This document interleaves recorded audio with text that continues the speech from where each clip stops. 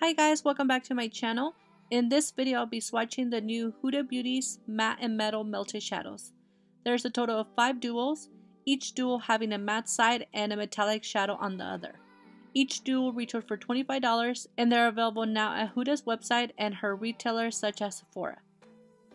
The packaging is a plastic tube and it's more like a double-ended gloss tube if you ask me. The matte shade has a doe foot applicator and the metallic side has a paintbrush-like applicator. These are a dual-ended liquid eyeshadow with one side being a matte formula. The matte side can be used as an eyeliner, liquid shadow, or as a base for a powder shadow. For the metallic side, these are a sparkly metallic that can be applied as an eyeshadow or a glitter topper. The concept of these eyeshadows I feel that are not beginner friendly, and I just personally feel that the matte formula is a little bit harder to use. I don't feel it's impossible, I just feel that it does take practice, or you just have to play around with them just to see what works best for you.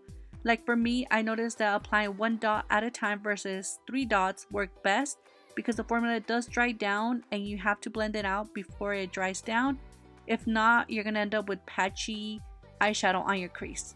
Now for the metallic shades, these are just like any other metallic shimmery shade. If you do apply multiple layers, they will flake off.